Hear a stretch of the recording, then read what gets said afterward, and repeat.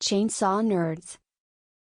13/64ths of an inch and 7/32 of an inch are recommended by Chris Ross. The 13/64ths is smaller and gives more of a hook to the tooth. Some use both 13/64ths and 7/32 on March 8 chain. On Oregon, the chain that I sometimes use, I like the 7/32 file, but if I use steel chain, I like the way the 13/64ths file works, which is the one they recommend.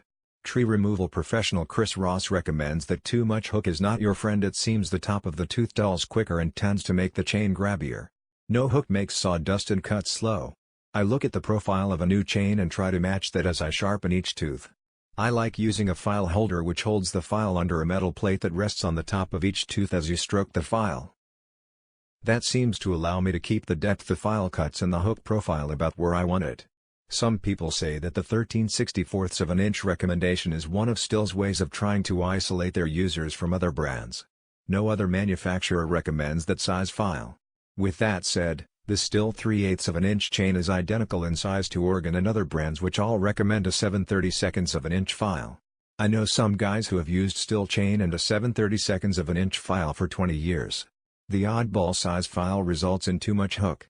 Some start with the 7/32 then switch to 13/64ths as the tooth gets shorter. Some guys who sharpen all of their chain with a 7/32 file say that it leaves a nice profile and the file size is available anywhere.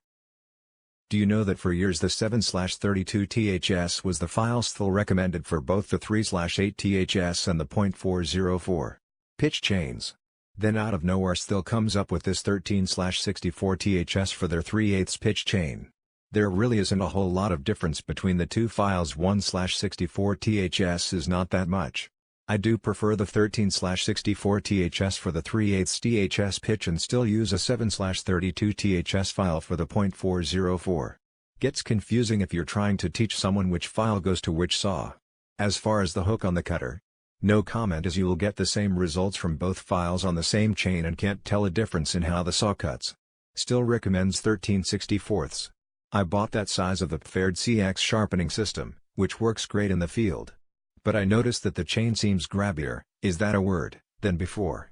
It also seems grabbier than when I have the chain sharpened by a shop, which I get done about every 5 to 10 manual sharpenings to true it up. I suspect the shops are using 7/32 grinding wheels. The folks at the bean counter in the store know more about them. If you are not sure yet, just ask them. Subscribe to Chainsaw Nerds